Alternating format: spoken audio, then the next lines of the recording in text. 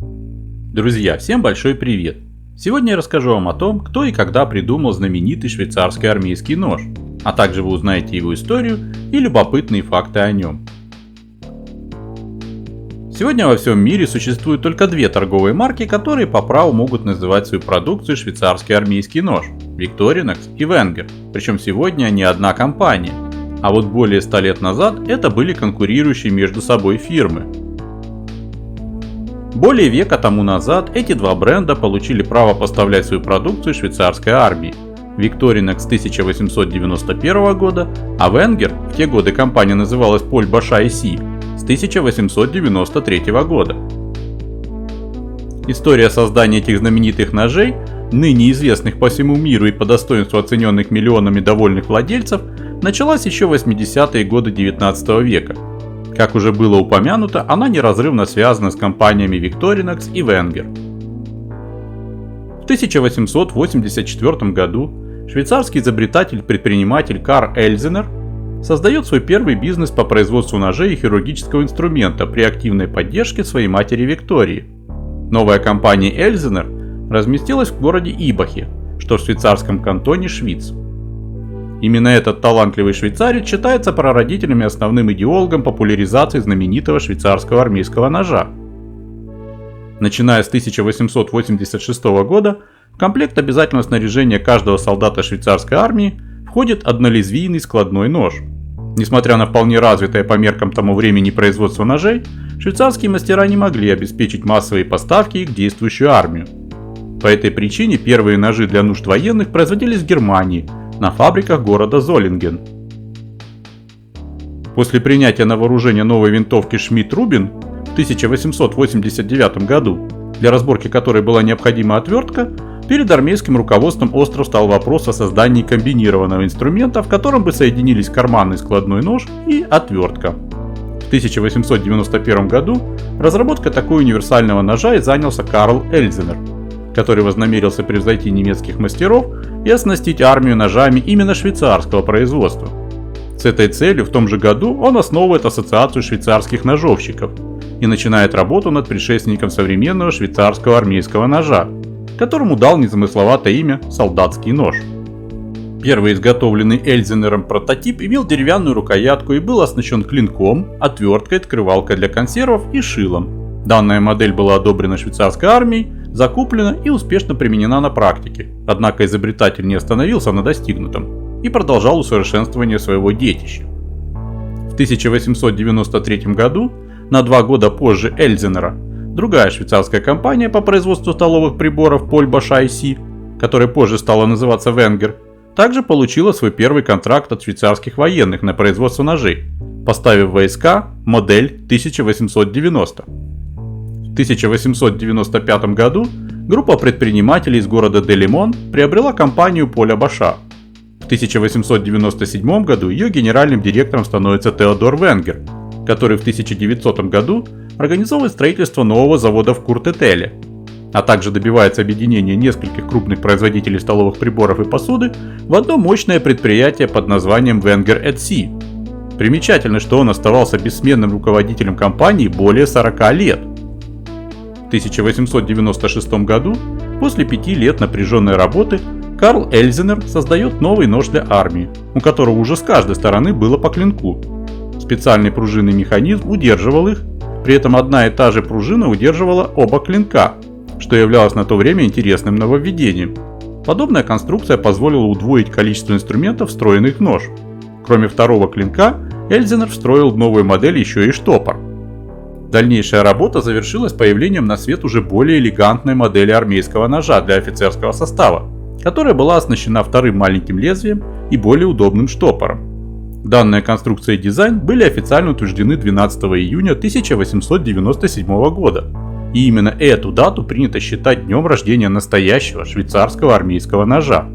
Эта модель стала прообразом и основой для всего модельного ряда ножей, выпускаемых и по сей день. Нарастающая с годами конкуренция и борьба между компаниями Wenger и Victorinox за право стать единоличным поставщиком армейских ножей могла вылиться в серьезный конфликт. Ситуация осложнялась еще и тем, что первая представляла франкоговорящий регион Юра, а вторая располагалась в немецкоязычном кантоне Швиц. Чтобы избежать трений между двумя регионами и остудить пыл обоих производителей, правительство Швейцарии в 1908 году принимает знаковое решение разделить оборонный контракт на поставку ножей поровну между обеими компаниями. Примечательно, что данное правило неизменно действовало вплоть до 2005 года, пока Wenger не была приобретена Victorinox и не стала ее составной частью. В 1909 году, после смерти матери, Карл Эльзенер переименовывает компанию и создает в ее честь торговую марку Victoria, а в качестве товарного знака выбирает эмблему с крестом и щитом, которая ныне официально зарегистрирована в более чем 120 странах. Интересно, что обе компании, Поль Боша и Си, позднее ставшая Wenger, и Эльзенер, переименованная затем Victorinox, для маркировки своих ножей с давних лет и по сей день используют похожий символ с крестом и щитом. Примечательно, что по взаимному соглашению между компаниями Wenger изначально рекламировала свою продукцию как подлинный швейцарский армейский нож, а Victorinox использовала слоган «оригинальный швейцарский армейский нож». Данное различие сохранилось и в наши дни. В любом случае, несмотря на нюансы в названиях, обе компании вот уже более 100 лет производят швейцарские армейские ножи, которые полностью соответствуют самым строгим требованиям и спецификациям, разработанным швейцарской армией. Следующим важным моментом, повлиявшим на развитие ножей, становится изобретение нержавеющей стали в 1921 году. Это событие имеет поистине революционное значение для индустрии столовых приборов, и Карл Эльзенер, сразу же оценивший всю его эпохальность, решает изменить название компании и бренда на Victorinox. Новое имя создано путем слияния имени матери Карла Виктории со словом «inox», которое в свою очередь является частью французского слова «inoxydable», что означает «нержавеющий». В 1931 году уже Карл Эльзенер II внедряет на производство автоматизацию, поручив компании Braun Bowery строительство первой в мире полностью электрической закалочной установки в Ибахе. Это поднимает качество выпускаемых фирмой ножей на совершенно новый уровень. До 40-х годов 20 века швейцарские армейские ножи были известны преимущественно в пределах Швейцарии. Общемировую популярность эти многофункциональные инструменты приобрели лишь после Второй мировой войны, благодаря солдатам американской армии, которые с удовольствием покупали их в большом количестве и увозили к себе на родину. Позднее их популярность среди военных еще больше выросла благодаря начавшимся поставкам этих ножей и продажам их в магазинах PX армии США. Весьма интересно, что сам термин «швейцарский армейский нож» был придуман и введен в обиход отнюдь не швейцарцами, а именно американскими военнослужащими, которым совершенно не пришлось по вкусу первоначальное официальное название Officier's Messers. С годами американцы высоко оценили внешний вид и конструкцию оригинального швейцарского армейского ножа, который в 1977 году стал экспонатом выставки промышленного дизайна в Нью-Йорке, а в 1978 году НАСА официально заказывает у Victorinox разработку и выпуск специальной лимитированной партии в 50 ножей офицерского мастер-класса. В 1992 году с открытием первого торгового представительства в Японии швейцарские армейские ножи официально выходят на рынок Азии. В 1999 году компания выходит уже на рынок туризма и увлечений, начав сотрудничество с американской TRG Group в Сент-Луисе. В 2005 году была заключена историческая сделка, в результате которой компания Wenger SA, без малого столетний конкурент Victorinox, перешла в собственность детища династии Эльзенеров.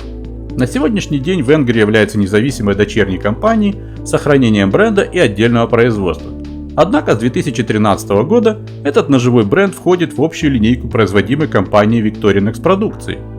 Кстати, в 2011 году главный профильный журнал Blade помещает Карла Эльзенера III в зал славы столовых приборов за заслуги перед отраслью. В 2017 году знаменитый бренд пересек своеобразный рубеж, произведя на свет 500-миллионный экземпляр оригинального швейцарского армейского ножа, а в 2018 году было отпраздновано внушительное 125-летие компании Wenger. С течением времени набор инструментов и приспособлений, так сказать начинка, которой комплектовали швейцарские армейские ножи, постоянно дополнялся и расширялся. На сегодняшний день, в числе прочего, в этот список входит маленькое и обычное ножевое лезвие, шило, консервный нож, штопор, большая и маленькая шлицевые отвертки, крестовая отвертка, пила по дереву, ножницы, открывалка для бутылок, пилка для ногтей, зубочистка, пинцет или щипчики, пила по металлу, нож для очистки рыбы, металлический напильник, вытаскиватель крючка, линейка, кольцо для ключей, увеличительное стекло и многое-многое другое. С развитием технологий в наши дни появились модели, оснащенные фонариком, часами, USB-накопителем, музыкальным плеером, лазерной указкой, дальномером, уровнем и высотомером. Существуют специальные серии со специфическим перечнем приспособлений, ориентированные на яхтсменов, охотников, рыбаков или альпинистов. Кстати, самый большой швейцарский армейский нож, когда-либо созданный в Швейцарии, содержит целых 87 приспособлений, которые способны выполнять 141 функцию. Длина его составляет 15 см, а весит он целых 3250 грамм.